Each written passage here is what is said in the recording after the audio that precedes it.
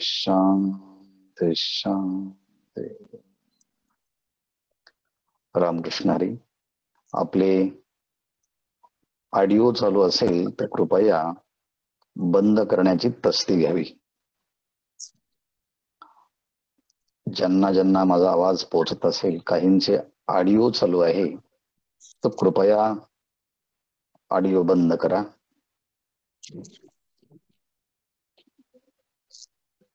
गावडे साहेब, आपला ऑडिओ चालू आहे, बंद करा.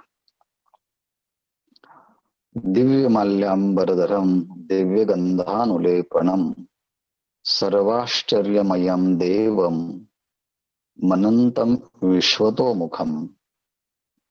श्रीमद भगवद गीता तथा ज्ञानेश्वरी 11वा अध्याय, जो की विश्वरूप दर्शन योग म्हणून ओळखला जातो, त्यातील श्लोक क्रमांक 11 आणि ओवी क्रमांक 228 पासून आजच्या ह्या क्रमिक चिंतनाला प्रारंभ होत आहे.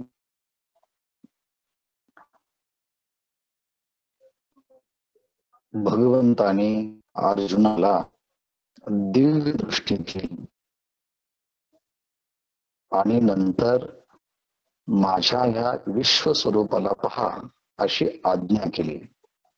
दिव्यम ददामि ते चक्षु पश्यमे योगमैश्वरम.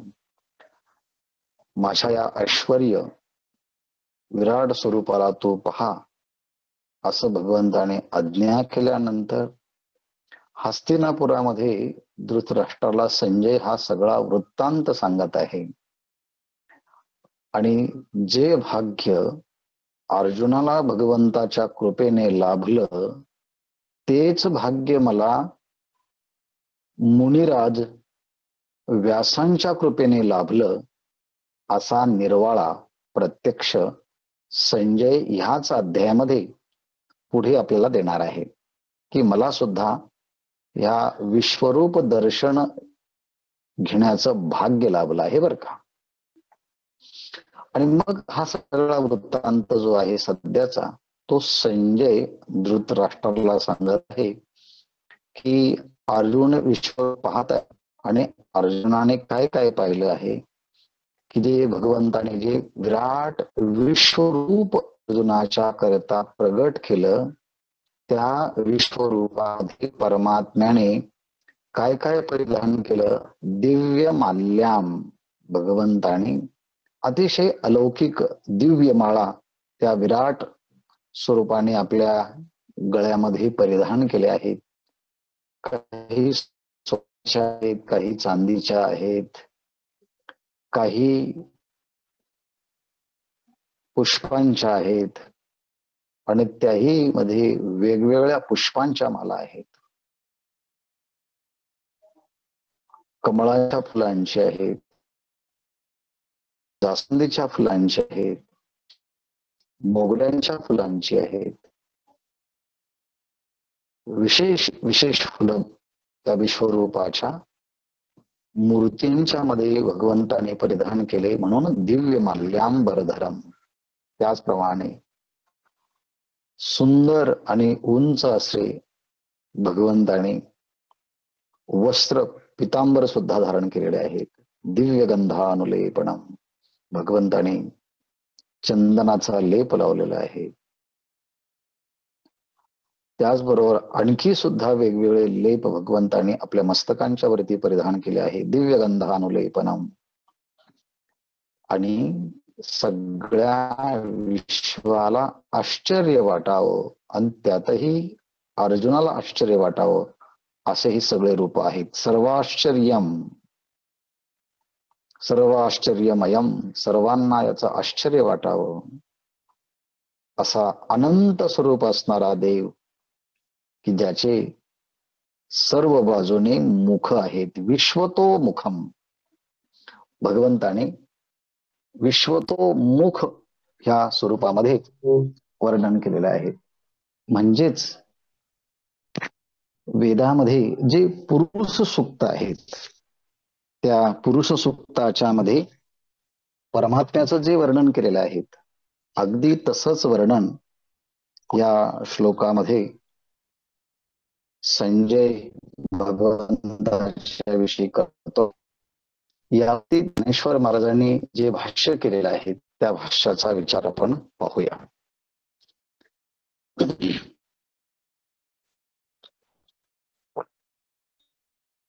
थोडं एकाग्रतेने ऐकावं लागेल, कारण ही तत्वज्ञानाचंही वर्णन आहे, साहित्याचंही वर्णन आहे आणि भाषा वैशिष्ट्याचंही वर्णन आहे. पहा की भेणे तेथून काढली दिठी, मग कंठ मुकुट पाहत असे किरीटी, तो सुरू तरुवरांची सृष्टी जयापासून का झाली.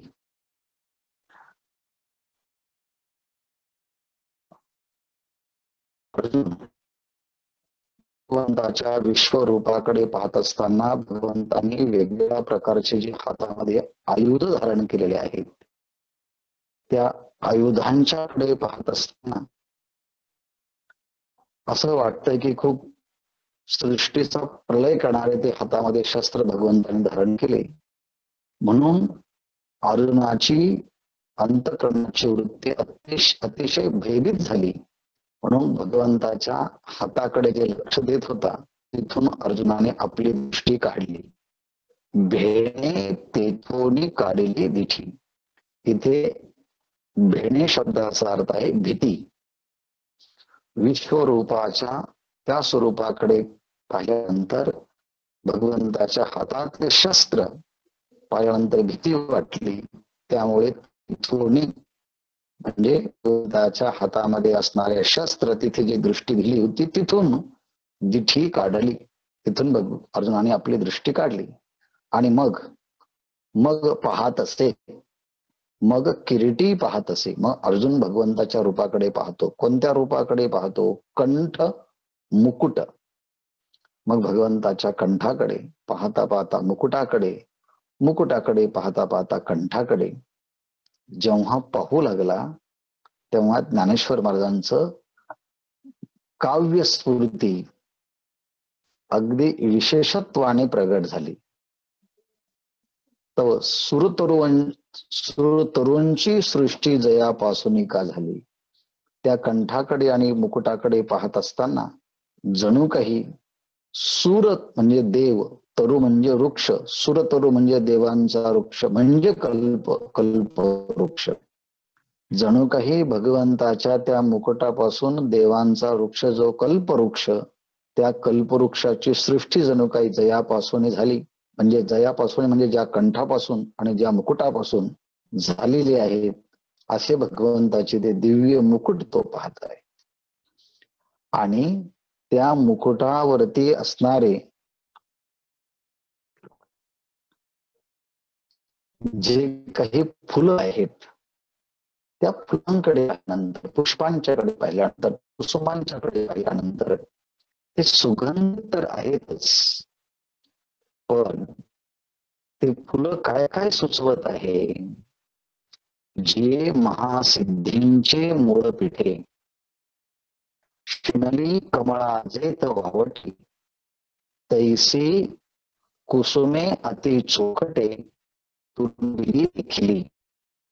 तिथे देखिली ह्या क्रियापदाच्या साठी करता आहे किरीटी.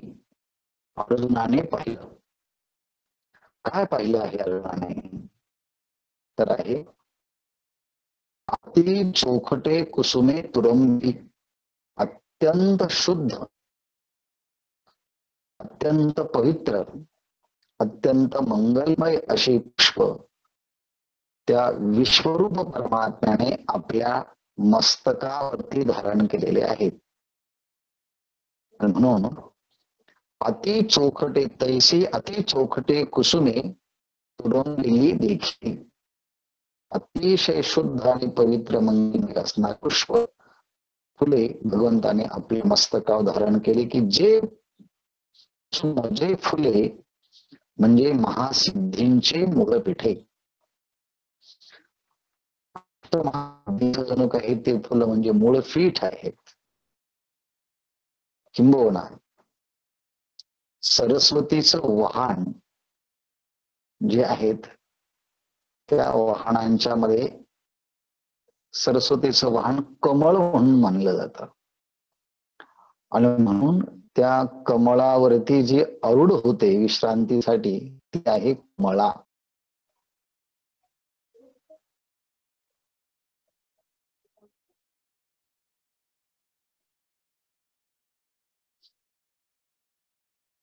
आवाज येत नाही का?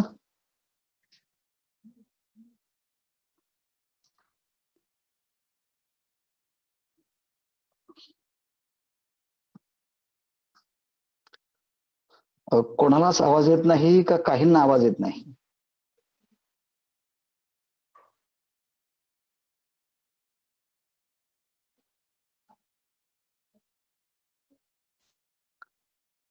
आवाज कोणालाच येत नाही की काहींना येत नाही? येतो, ठीक आहे.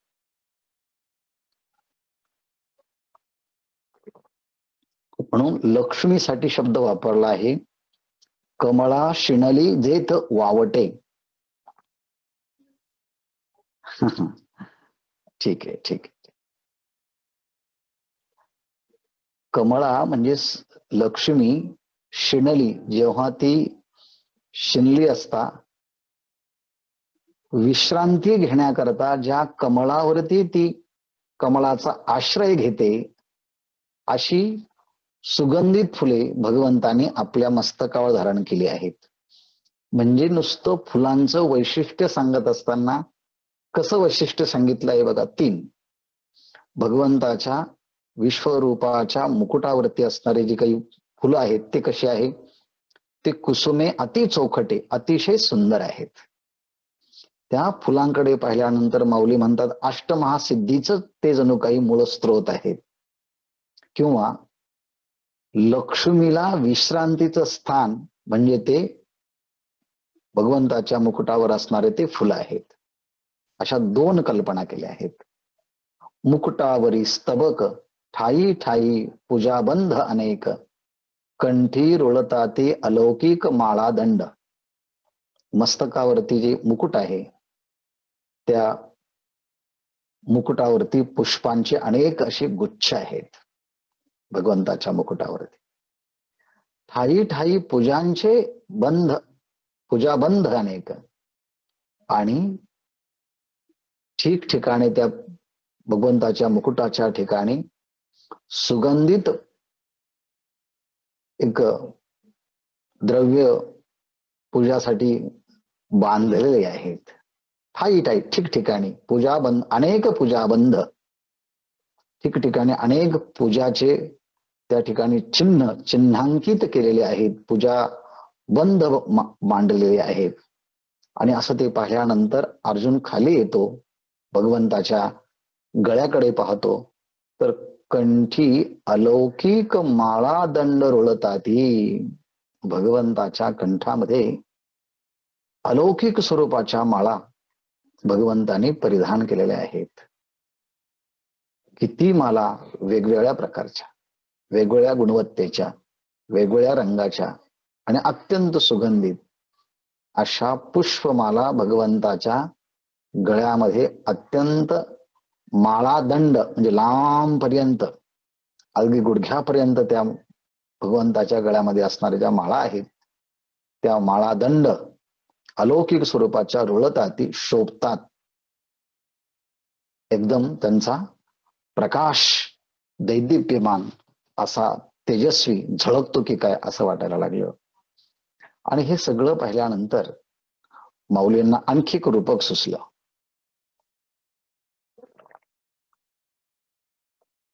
तो भगवंताचा प्रकाश पाहिल्यानंतर स्वर्गे सूर्य तेज वेढिले, जैसे पंधरेने मेरुते मढिले, का नितांभावरी गाढिले पितांबर झळके.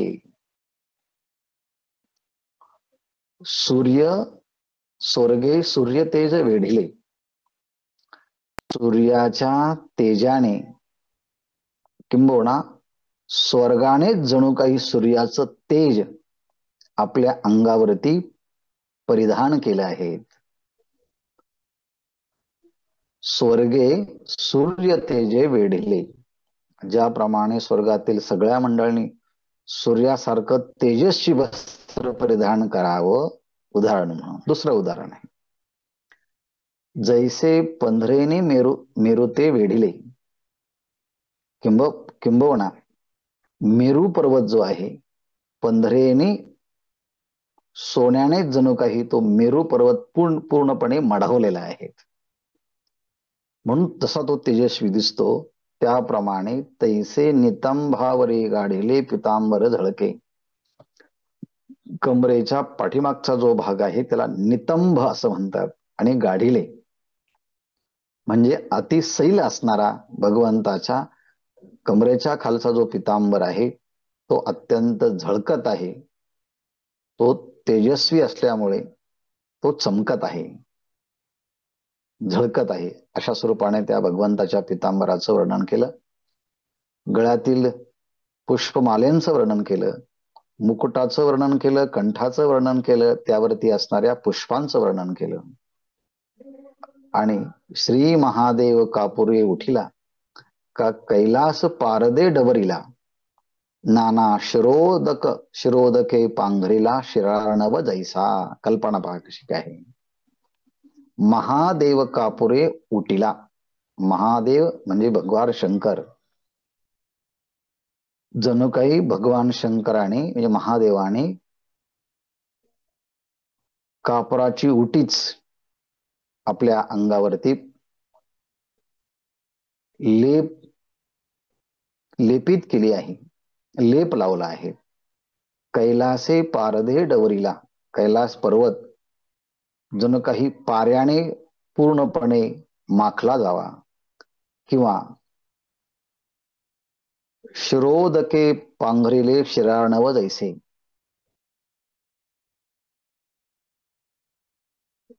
क्षीर समुद्राने जणू काही दुधाचं पांघरून आपल्या अंगावरती घ्यावं. आजीत क्षीरसमुद्र, आणि त्याच्याकडे पाहिल्यानंतर माऊली म्हणतात त्या क्षीरसागराकडे पाहिल्यानंतर जणू असं वाटतं की दुधाचं पांघरून त्या समुद्राने घेतलं आहे. स्वर्गाकडे पाहिल्यानंतर असं वाटावं सूर्याचं तेजस स्वर्गातल्या सगळ्या वस्तूंनी आपल्यावर धारण केलेलं आहे. आणि मेरू पर्वताकडे पाहिल्यानंतर सोन्यानेच मेरू पर्वत पूर्णपणे जसा मढवावा, किंवा भगवान शंकराने आपल्या अंगावरती कापुराची उटी लावावी, किंवा कैलास पर्वतावरती ज्याप्रमाणे पारा हा माखावा, तसं वर्णन केलं आहे. जैसी चंद्रम्याची घडी उपलविली, मग गगना करवी बुंथ घेवविली, तैसा चंदन पिंजरी देखील सर्वांगी तेने. भगवंताने आपल्या अंगावरती लावलेला जो काही चंदन आहेत त्या चंदनाची उपमा देण्याकरता दोन ओव्यांच्या मध्ये दृष्टांत दिले. अगोदर आपण सिद्धांत बघूया, दृष्टांत पाहिलेलेच आहेत. चंद्रम्याची घडी उपलविली. कल्पना का कशी केली आहे. चंद्रमा म्हणजे चंद्र, आणि त्या वेगवेगळ्या चंद्राच्या 16 कला असतात. त्या 16 कलांची जणू काही वस्त्रामध्ये घातलेली जी काही घडी आहे तो म्हणजे चंद्र आहे. आणि त्या चंद्राच्या अंगावरच्या सगळ्या वस्त्ररूपी घड्या उलगडल्या आहेत.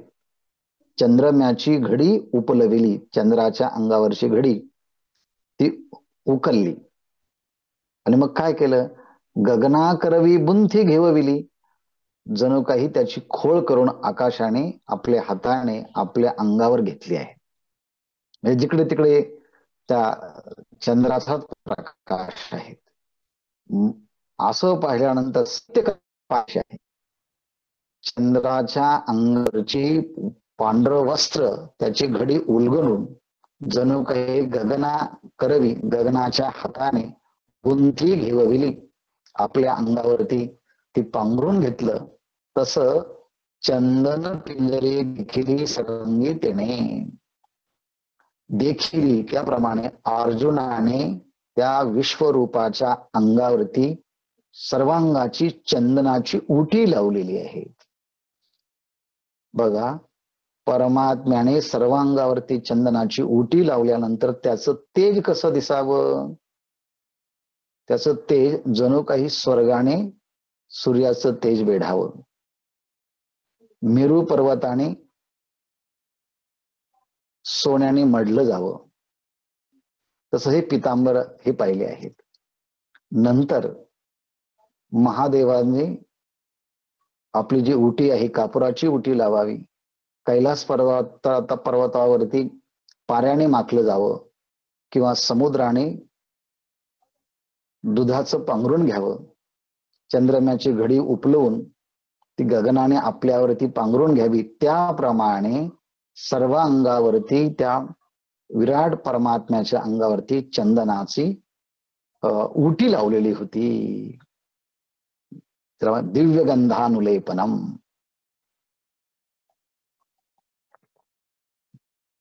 गंध म्हटला की तो फक्त कपाळालाच असतो. आणि आपल्या हिंदू संस्कृतीमध्ये मोकळं कपाळ पुरुषांनीही ठेवू नयेत आणि मोकळं कपाळ हे स्त्रियांनीही ठेवू नयेत. ज्या दिवशी आपल्या घरामध्ये कोणी दगावलेलं असतं, कोणी मृत्यू पावलेलं असतं, सुतक म्हणून आपल्या कपाळावरती काही लावायचं नाही, म्हणून लावलं जात नाही. पण आपण इतकं आता सराईत झालो आहोत की काय गरज आहे काही लावण्याची? ते कर्मकांड करण्याची गरज काय? आमची भावना आहे ना, सद्भावना आहे ना, असं म्हणून आपलं सनातन धर्माचे जे काही मंगलमय सूचक चिन्ह आहेत, त्या चिन्ह किती जण आपल्या मस्तकावरती धारण करतात? कारण ते धारण करणं आवश्यक आहे. म्हणून दिव्य गंधानुलेपनम, दिव्य गंधाचं अनुलेपन केलं होतं. पण भाष्यामध्ये ज्ञानेश्वर महाराज म्हणतात, तैसा चंदन पिंजरी सर्वांगी देखिली. त्याप्रमाणे त्या विश्वरूपाच्या सर्वांगावरती चंदनाची उटी लावलेली होती. म्हणजे ती कपाळावरच नाही तर सर्वांगाला लावली होती. त्यामुळे जेने प्रकाशा कांती चढे, ब्रह्मानंदाचा निधागू मोडे, जयाची नि सौरभ्य जीवित कोडे, वेदवती एक एक कल्पना पहा. ते सर्वांगावरती उटी लावल्यानंतर जेने प्रकाशा कांती चढे, त्या चंदनाच्या उटीकडे पाहिल्यानंतर त्या चंदनाच्या उटीच्या तेजाने जणू काही ब्रह्मरूप प्रकाशाला तेज चढलं आहे. सो प्रकाशा कांती चढे. विश्वरूप दर्शन म्हणजे परमात्मा हा परब्रह्म स्वरूप आहे आणि त्या परब्रह्म स्वरूप असणाऱ्या त्या परमात्म्याला चंदनाने आणखी तेज वाढलं आहे. किंवा अंगाचा 10 शांत होतो चंदन लावल्यानंतर. त्याप्रमाणे ब्रह्मानंदाचा निधागू मोडे, ज्या शीतलतेने ब्रह्मरूप आनंदाची जी उष्णता होती तीही नाहीशी होते. म्हणजेच परमात्म्याच्या अंगावरती निर्माण झालेली उष्णता ती नाहीशी व्हावी किंवा त्या उटेने एक वेगळ्या प्रकारचं सौंदर्य वाढावं. भगवान शंकराचे सगळे भक्त आपल्या अंगावरती कपाळावरती आडवा भस्म लावत असतात. आपल्या हातावरती त्या भस्मांचे चिन्हांकित करतात. म्हणून अंगाचा तसा एक शोभा वाढते. त्याप्रमाणे सो प्रकाशा कांती चढे, परमात्मा स्वयं प्रकाशित असला तरी त्याची कांती वाढली आहे. आणि ते भयानक रूप दाखवल्यानंतर भगवंताच्या ठिकाणी उष्णता झाली असेल त्या चंदनामुळे ती कमी झाली आहे. जयाचे ने सौरभ्य जीवित जोडे वेदवतीये. वेदवती म्हणजे या ठिकाणी पृथ्वी, ज्याच्या सुगंधाने वेदी स्वरूप असणारी जी काही पृथ्वी, त्या पृथ्वीला गंध गुणाचं जीवन प्राप्त झालं. कारण पृथ्वीचा नैसर्गिक धर्म आहे गंध. तत्र गंधवती पृथ्वी, असं तर्कसंग्रहामध्ये सांगितलं आहे अण्णम भट्टांनी. म्हणून मूळ गंध हा पृथ्वीचा आहे आणि त्यामध्ये जे जे आपण फुलं टाकू त्या फुलांना जो सुगंध येतो तो मूळचा पृथ्वीचा असतो आणि आपल्या गुणानुसार त्या त्या फुलाच्या गुणवत्तेचाही असतो. पण इथे एवढंच म्हणायचं आहे की पृथ्वीला जो गंध नावाचा गुण आलेला आहे तो भगवंताच्या विश्वरूपावरती परिधान केलेल्या लावलेल्या चंदनामुळे आहे. ही आहे कवीची कल्पना.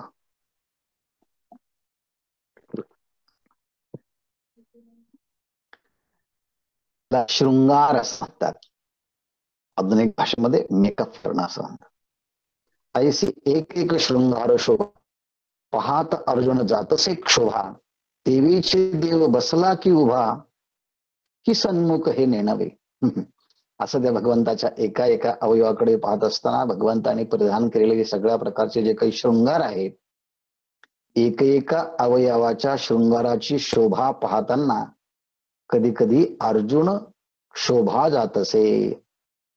अर्जुन कधी कधी अत्यंत आश्चर्यकारक होतोय, कधी कधी त्याच्या अंतःकरणामध्ये क्षोभ उत्पन्न होतोय, कधी तो घाबरतोय.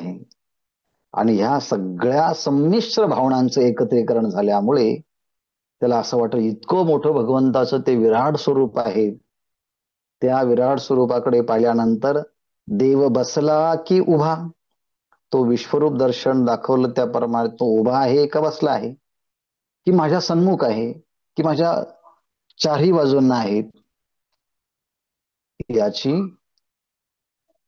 जाणीवच त्याला होईना. अर्जुनाला संजय म्हणतो देवीची देव बसला की उभा की सन्मुख हे नेणवे त्याला पाहत नाही.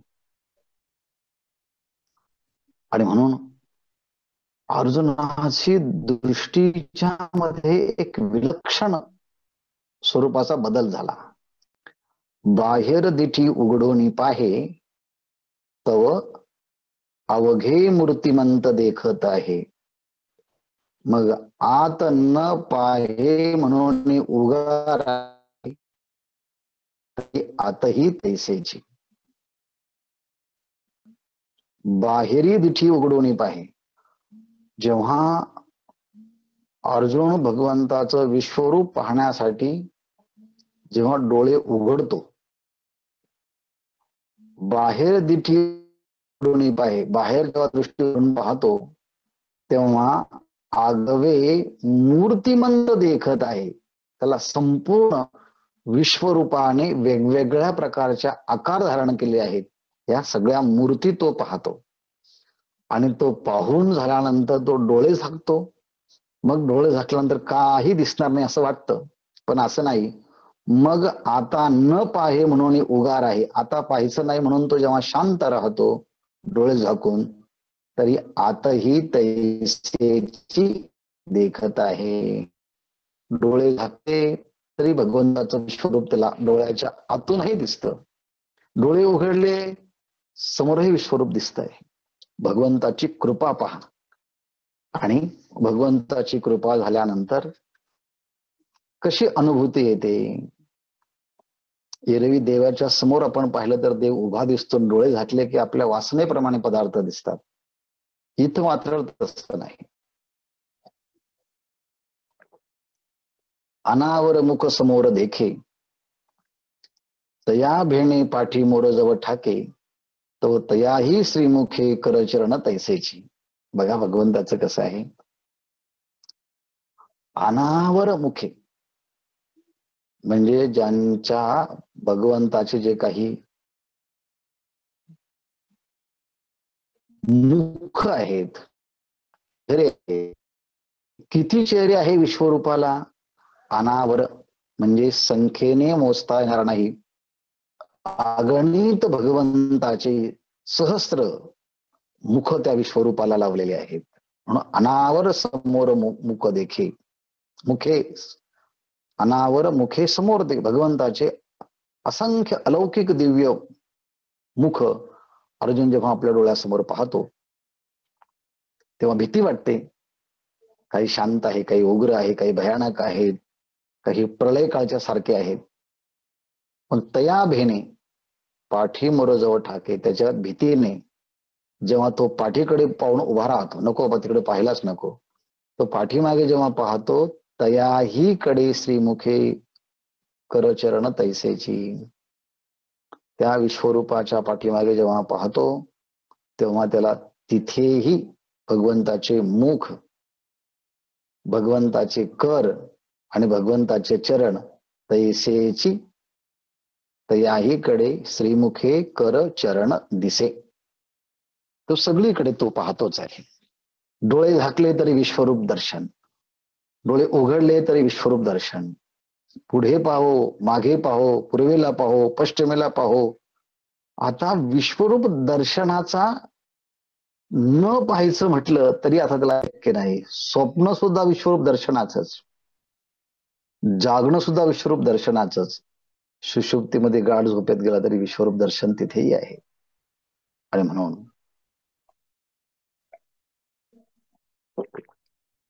अहो पाहता किर प्रतिभासे, येथ नवलाव काय असे, परी न पाहताही दिसे चोज ऐका. पाहता की प्रतिभासे, अहो म्हटले भगवंताच्या मुखाला आपल्या डोळ्यांनी पाहिलं असताना किर प्रतिभासे, खरोखर ते भगवंताचे दिव्य विशेष रूप विश्वरूप दर्शनाच्यामुळे अर्जुनाला दिसत आहेत. म्हणून पाहता म्हणजे भगवंताचे रूप डोळ्यांनी पाहता, कीर खरोखर प्रतिभासे, प्रतिभासे म्हणजे आश्चर्ययुक्त ते आपल्याला दिसत आहेत. यात काय नवले म्हटले, डोळे उघडल्यानंतर विश्वरूप दिसणारच आहे. तेव्हा माऊली म्हणतात एथ नवलाव काय असे, पण ह्या ठिकाणी काय आश्चर्य तुम्हाला माहिती आहे का? म्हटले काय आश्चर्य आहे?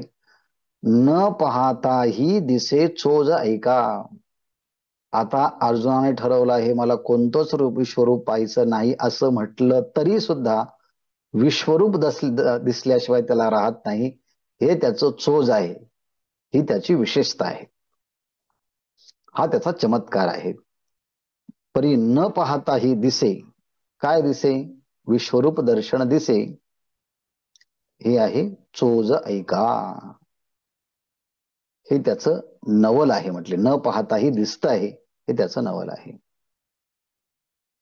अहो म्हटले असं का होतं? याला शक्तिपात, नाथ परंपरेमध्ये शक्तिपात असं म्हणतात, किंवा दुसऱ्या भाषेमध्ये त्याला अनुग्रह असं म्हणतात. दीक्षा शब्द असा आहे, ज्ञानम दीयते दोषम क्षयते, दोषांचं हरण करून गुणांचं संक्रमण करणं याला म्हणतात दीक्षा. भगवंताने अर्जुनावरती अनुग्रह केला, उपदेश केला, त्याला आपलं ज्ञान दिलं. त्यामुळे म्हटले पाहिलं तरी विश्वरूप दिसतंय आणि न पाहताही दिसत आहे. आत हरी बाहेर हरी, हरिणे घरी कोंडिले, एवढं मोठं आश्चर्य आहे. माऊली म्हणतात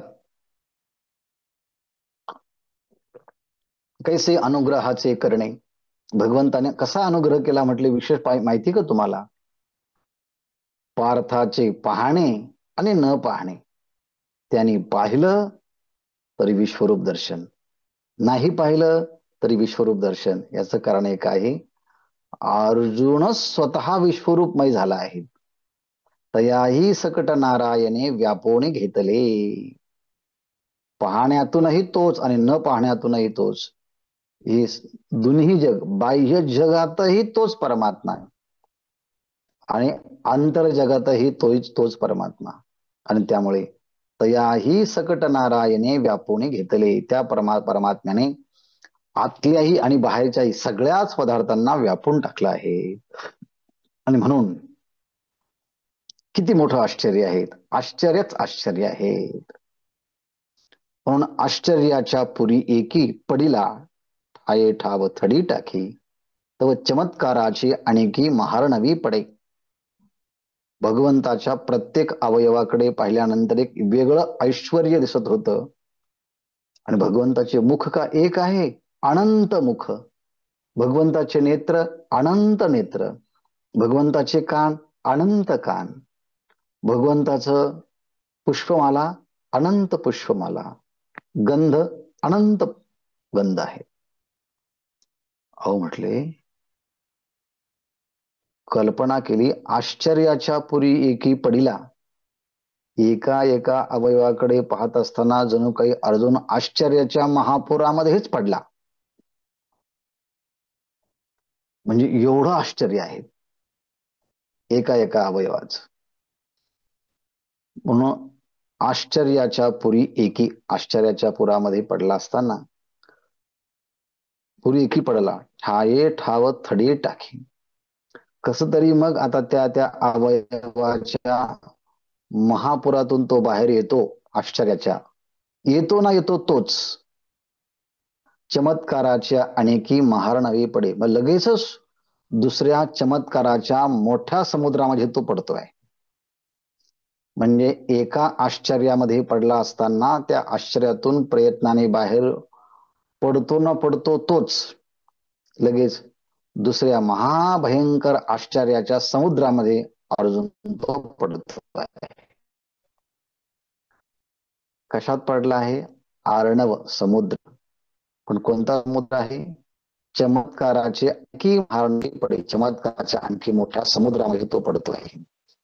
ऐसे अर्जुने असाधारणे आपुल्या दर्शनाचे विंदाणे कवळूने घेतले तेने अनंत रूपे. अर्जुन जो पाहतो आहे, अर्जुन असाधारणे, साधारण रूप पाहत नाही, तो असाधारण पाहतोय, अलौकिक स्वरूपाचे पाहतोय. आपुल्या दर्शनाची विंदाणे, आपल्या त्या विश्वरूपाकडे पाहिल्यानंतर तो विश्वरूप विराट स्वरूप जो आहे त्या परमात्म्याचं, तो त्याला देश नाही, देश परिच्छेद नाही, वस्तू परिच्छेद नाही, काल परिच्छेद नाही, कशानेच तो सीमित होत नाही. अनंत स्वरूपाचा तो परमात्मा आहे. आणि म्हणून ऐसा अर्जुन असाधारणे आपुल्या दर्शनाचे निविंदाणे, याप्रमाणे अशा जो विश्वरूप दर्शनाचे जे काही गुढ आहेत त्या गुडाने सगळं व्यापून टाकलंय. अनंत रूपे कवळोने घेतले तेने, तेने अनंत रूपे कवळोने घेतले. भगवंताच्या त्या अनंत विश्वरूपाचं दर्शन झाल्यानंतर असं गुपित किंवा रहस्य किंवा असामान्यत्व आहे. त्या दर्शनाच्या योगाने संपूर्ण विश्वच आता त्याला विश्वरूप दर्शनाच्या प्रमाणे भासू लागले आहे. विश्वरूप दर्शनाचा हा साक्षात्कार म्हणावा लागेल. तो विश्वतमुख स्वभावे आणि तेची दावावया लागी पांडवे, प्रार्थीला आता अगवे होणे ठेला. विश्वतमुख, विश्वतोमुख स्वभावे, भगवंताचं जे काही विश्वतोमुख आहे म्हणजे विश्वाच्या कोणत्याही दिशेने जर पाहिलं तरी भगवंताचे अनंत मुख नैसर्गिकरित्या तो पाहतोय. त्याची दावावया लागी पांडवे, आणि हे भगवंताचं रूप आहे, ते भगवंताचं रूप आहे आणि ते आपल्याला अर्जुनाला भगवंत दाखवतात. त्याची दावावया लागी पांडवे, पांडवे विश्वतमुख स्वभावे त्याची दावावया लागे.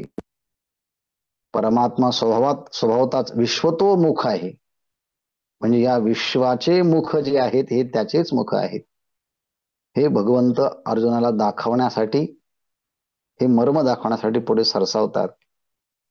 आणि कवळूने घेतले तेने अनंत रूपे, अशा विश्वरूपाच्या दर्शनाच्या रहस्याने संपूर्ण जगाला व्यापून टाकले आहे. आणि हे दाखवलं कारण आहे, प्रार्थीला आता अगवे होणे ठेला. त्यांनी प्रार्थना केली होती की मला विश्वरूप पाहायचं आहे. प्रार्थीला प्रार्थना केली होती की मला हे विश्वरूप दाखवा. आणि म्हणून भगवंत आता आगवे होवणी ठेला. या विश्वातला प्रत्येक पदार्थ हा विश्वरूप परमात्माच आहे. गोकुळामध्ये असताना ब्रह्मदेवाने भगवंताचे गायी आणि वास्त्र सत्यलोकात चोरून नेले. तेव्हा भगवंत आपल्या भक्तांसाठी स्वतः गोपांच्या वेशेमध्ये बनला, गायींच्या वेशेमध्ये बनला. त्यांना जितकं दूध आहे तितकं दूध देण्यासाठी तो तयार झाला आहे. म्हणजेच भगवंत आपल्या भक्तांच्यासाठी वेगवेगळे रूप धारण करतो आहेत. हे जसं वृंदावनामध्ये आहे तसं इथे सुद्धा भगवंतानीच हे सगळे रूप धारण केले आहेत. आपल्या आजूबाजूला बसणारे लोक ते भगवंताचेच रूप आहेत.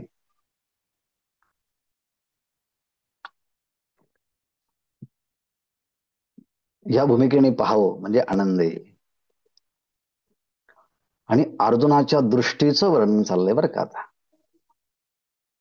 कारण आता आगवे होवणे ठेला, परमात्माच सगळं आता संपूर्ण विश्व तोच झाला आहे.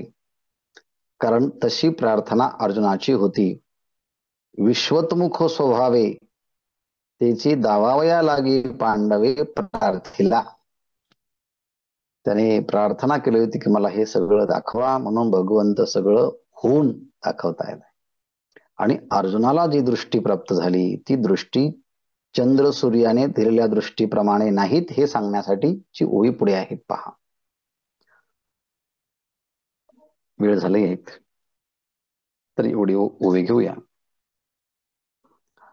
आणि दीपेका सूर्य प्रगटे अथवा निमुटलिया देखावेची खुंटे तैसी दिठी नवे जे वैकुंठे दिदली.